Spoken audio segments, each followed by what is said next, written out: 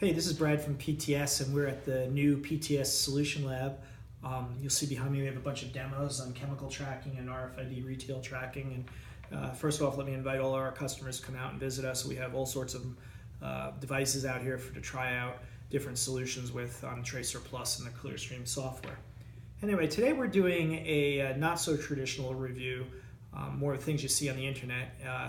The top 3 reasons, and really the top 3 reasons you would choose the ET50-55 tablet over your consumer grade tablet.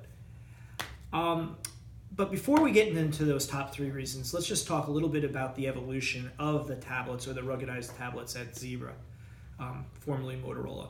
This in front of me is the ET1 tablet, and that was released maybe a few years back, and not with much fanfare, and we didn't see great success with that. And we chalk that up primarily to it was expensive, and it really didn't look like your traditional tablet. Here's your iPad compared to this, which is a clunkier looking device. So just familiarity, it just didn't have that. So right off the bat, we'll look at the ET55 and get rid of that negative. It is a nice feel. This is the 8.3 inch device. There's a 10.1 device. You'll see it. It's a little thicker, but it's actually better if you're in an industrial environment to have it just slightly thicker. It feels good in the hand. Weight is good. And the screen interaction is as good or better than you'll see with your consumer grade tablet. Anyway, so let's jump into the reasons. Number one reason we see our customers come to us and say, you know what, we deployed on the consumer grade tablet. It was great. The application worked great, but we had a lot of breakage, and those breakages cost us money. People couldn't work in the field. They, were putting in incorrect information because something was broken on the device, or they just stopped using the device altogether and doing what they were supposed to do because the device kept on breaking. I have my own personal experiences. A father and a kind of clumsy guy. Here's one of my phones that's not industrial, and a laptop, and I'm sure at home I have a few more devices. And those traditional breakages won't happen. I stepped on the laptop. You're not going to break this stepping on the laptop. This guy has got I'm not going to get too high, but we're around 5'8" on a good day, 5'9" actually on a good day. We'll drop this. Did not break. Now this is tile over concrete, but it's not going to break on that. It's actually got a 3.1 drop. 3.2 drop to concrete spec. So that means repeated drops over 3.2 feet high above the concrete. This guy's not going to break. Now, I don't know about you, but I looked online just to see what the drop rating was on your traditional phones. Really couldn't find much because I don't think they tested for that. But I know I've dropped mine a foot over concrete. My kids say they didn't even drop it and they break. So that's going to be the number one seller. If you're in the field, you want something that's going to last the entire day. This is the device. It'll survive in those rugged environments and give you all the benefits of looking like and feeling like your traditional consumer grade tablet. Secondly, number 2 thing, it could be the number 1 for some folks, but what we hear a lot, for those customers that are really thinking about the future, this offers a stable life. I don't know how quickly these turn over, but I would imagine we're on iOS 10. They seem to change it every year. New devices come out every year. So you're not going to be able to buy this device for more than a year to 2 years. This device, not only will it be sale for 3 years typically, and there'll be other versions that are very similar that work with the same accessories, but you're also going to be able to add additional support on it for more time. So it's not unusual for customers on our more traditional, where we have more history on the terminals, which compete against these guys, they're going to get a sometimes 6 to 9 year life out of these. 9 years is obviously pushing it from a technology standpoint, but if you really want to get the use out of it, you can. Where, I don't know about you, but my phone, I traded in a year and a half. So what does that mean for the IT folks?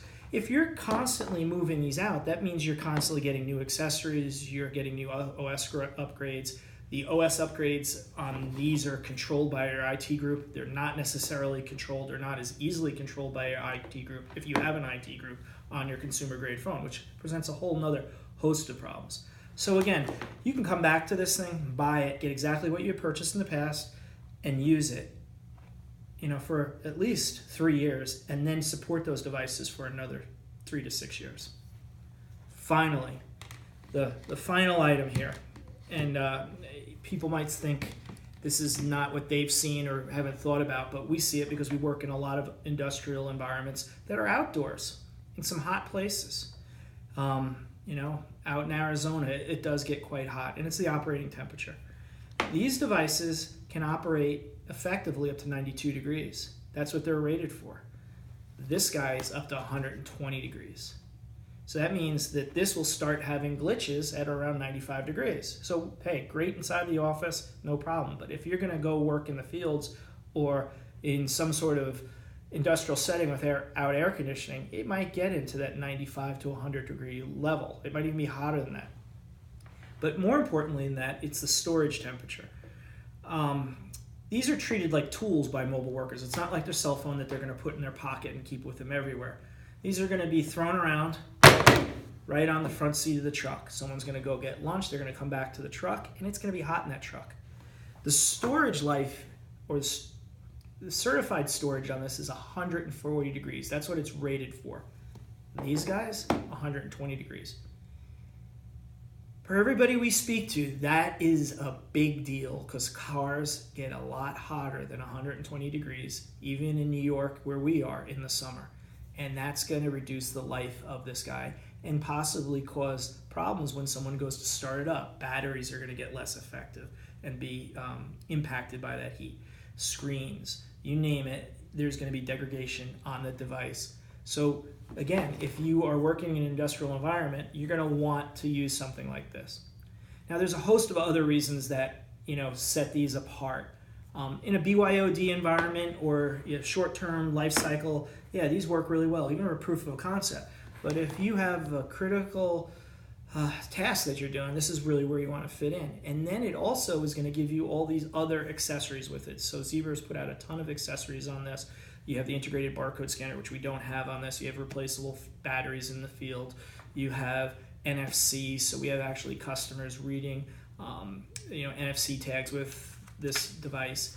They're doing check-in, check-out the applications for employees with this by mounting them on the screen, and indoor and outdoor environments. They're IP rated for splash resistance. So you name it, there's a bunch of other things here that make this device far superior from this. And as everybody knows, the prices are quickly catching up with each other as well. So there's really not much of a delta between the cost of this and the cost of this anymore. Anyway, that's our top 3 reasons, which resulted in a bunch of other reasons. Please check out our websites, tracerplus.com and clearstreamrfid.com.